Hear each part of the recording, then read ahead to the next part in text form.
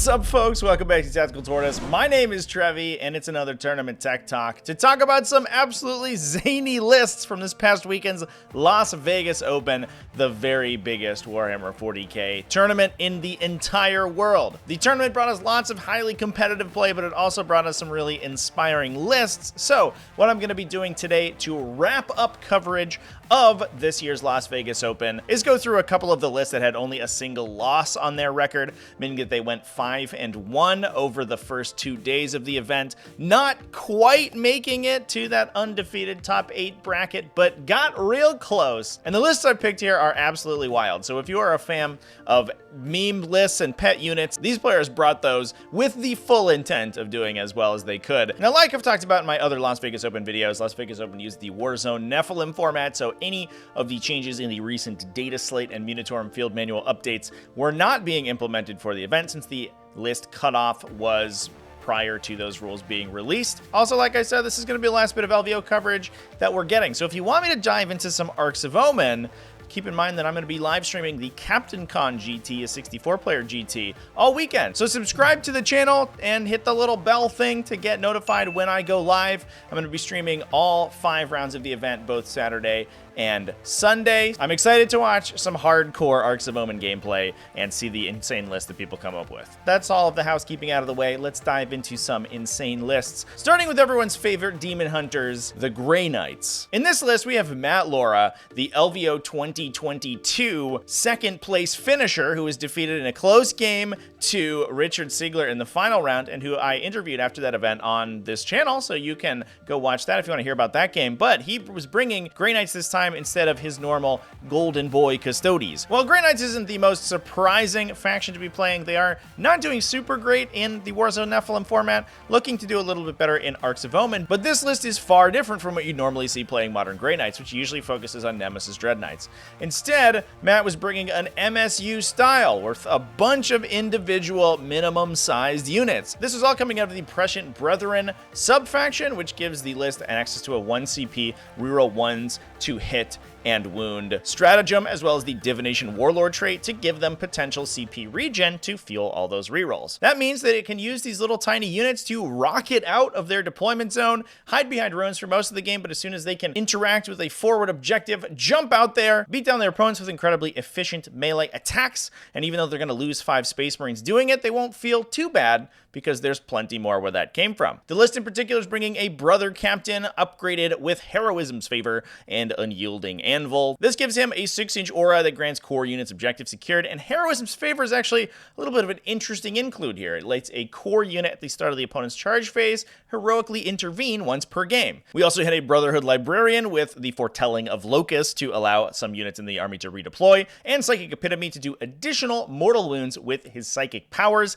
and last but certainly not least, the great man himself, Castellan Crow. This guy got an enormous glow up in the most recent version of the Codex, not only in his gorgeous new model, but also in the fact that he's a little heroic intervening rocket of a character. He has a 6-inch heroic intervention, and most of the mechanics common to chapter champions, given that he is a champion of the Brotherhood. Because he's a 40 mil base model, this allows him to sit entirely within the control area of an objective, and anyone touching that objective can be heroically intervened by Crow. Crow also has the benefit of automatically fighting on death when he's killed. Doesn't cost you any CP to do that, so even if your opponent is charging into a different unit or doesn't even want to engage Castellan Crow, he's going to get engaged with them. Even if they swing at him, regardless of whether or not he dies or doesn't, he is going to get his own attacks back at them, which makes it very useful for dissuading small, light enemy units from towing onto Crow's objective. Don't tow the Crow, as they say. We also then have a billion tiny little units of Grey Knights, including 2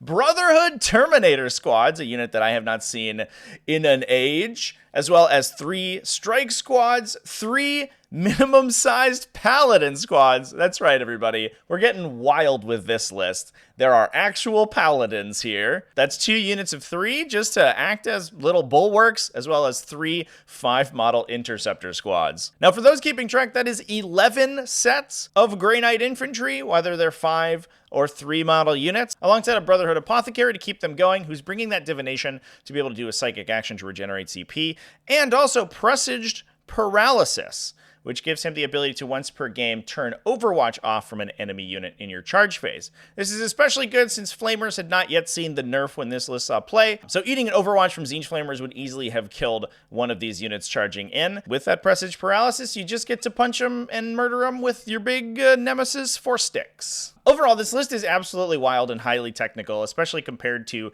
the normal state of Grey Knight lists. If you're good at optimally using your fight phase movements and making use of these little tiny individual combat units, this list is going to be right up your alley. Alongside a bunch of charge phase and fight phase manipulation, including all of those interventions from Castle and Crow and Heroism's Fervor, the list is difficult to engage aggressively into and actually kind of nightmarish to actually trade up against, since you're just going to be fighting small 100-ish point units of models who can kill dramatically more than their points value. The one downside it could potentially see is a speed issue. Outside the interceptors, none of the list is particularly fast, but with player place terrain being used at LVO, I think Matt could set up some pretty reasonable positions for small Space Marine units to hide in the front of the table, and then use those as staging areas to reach out and jump onto his opponent's objectives. And he did that pretty well, winning 5 out of his 6 games against objective-secured Necrons, Bealton Eldar, a game on stream over on Wargames Live. Shout out to them. You can go watch that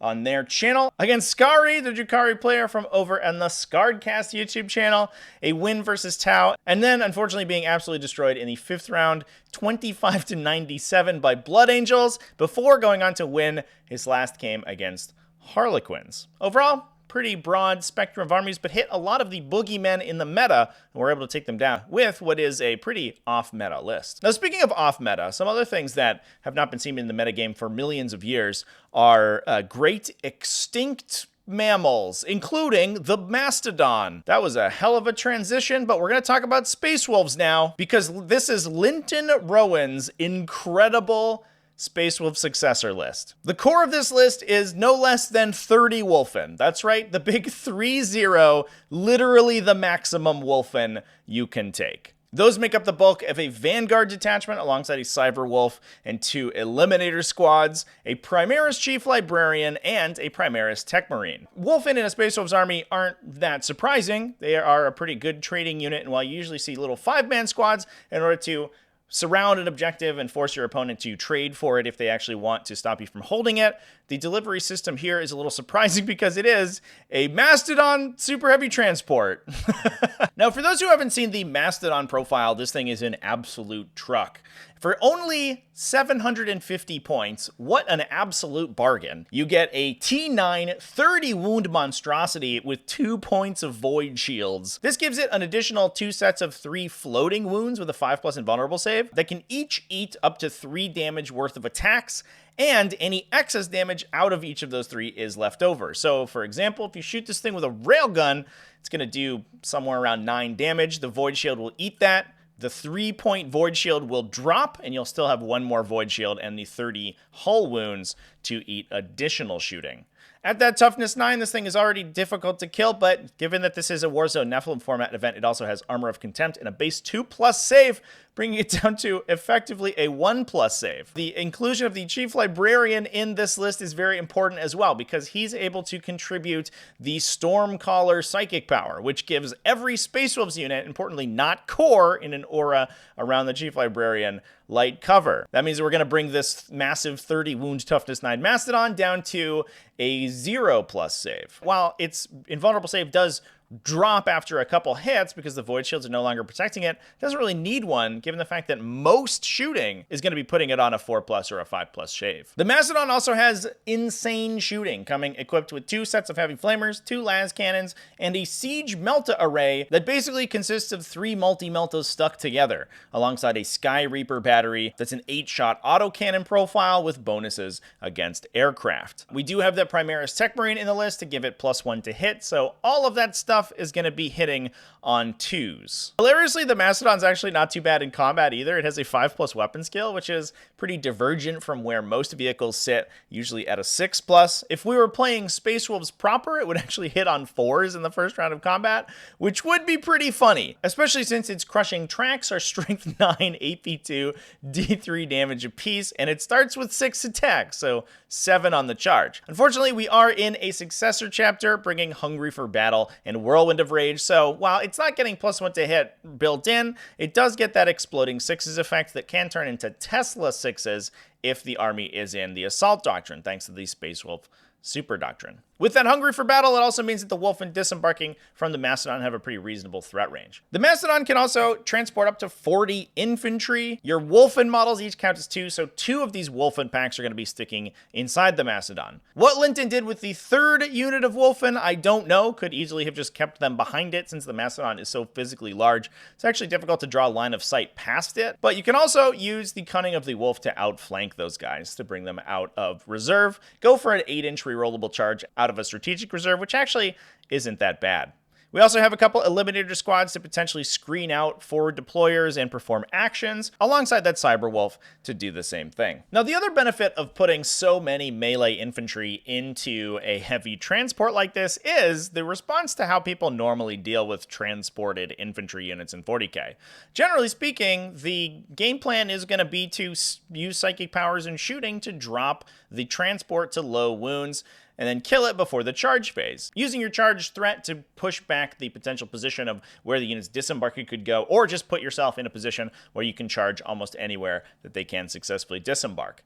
This doesn't work very well against this list, though, because those units disembarking from the destroyed Mastodon, if it does go down, are Wolfen, so they'll just kill you. If you charge them, that actually is fine for them. If the entirety of your game plan goes into killing the Mastodon, you'll probably just end up mutually annihilating with one of the Wolfen squads. The other one will survive and suddenly be delivered directly into your line. And with this pretty reasonable game plan, Linton was able to go pretty well. Again, only losing 1 game, winning also round 1 against Obsec Necrons, beating also Jormungandr Tyranids, Adeptus Sororitas, a faction that is usually very difficult to beat with heavy vehicles like the Mastodon, but not today. It did lose a game to Tom Ogden's Tau, probably one of the best Tau players in the world, so that's not too surprising. Winning against Emperor's Children and winning a ridiculous 99 to 96 point game versus Mixed Chaos with Creations of Bile. 2 armies of just almost entirely fight on deathing models, but those Creations of Bile did get that nerf where their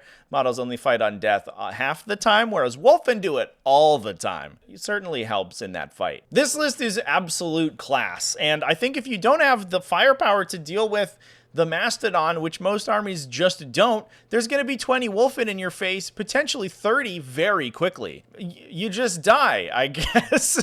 Now, speaking of dying, that moves us on to our last list that we're going to be talking about today. One that I've talked about a little bit in my previous coverage of LVO. This is Corey Schultz Tesseract Vault Necrons, and this list is a masterpiece. The list is composed of a Mephrit Patrol detachment being led by a Technomancer, bringing a couple Immortals to shore up the troop selection, alongside a Catan Shard of the Deceiver, 2 units of 4 Canoptic Scarab Swarms, and 2 units of 3 Locust Heavy Destroyers. That's already a lot of DACA sitting in the back of the army, thanks to those Locust Heavy Destroyers, but also having a bunch of utility units in there is pretty good. And that Technomancer's rocking the Veil of Darkness to potentially pick up and redeploy 1 unit over the course of the game. This detachment also brings 2 Doom Scythes, and things get really spicy when we move to the additional detachments, including a Supreme Command bringing the Silent King, and a Super Heavy Auxiliary with a Tesseract Vault. Now, for those who haven't seen the Tesseract Vault, these things are a powerhouse of mortal wound generation. Similar to the Mastodon we just talked about, they are a 30 wound body with a 2+ armor save and a 4+ invulnerable, keeping them pretty resilient against a lot of shooting profiles. Their own shooting is okay, but not great, equipping 4 Tesla Spears, so a total of 16 Strength 7, 1 damage shots, but with the Tesla effect,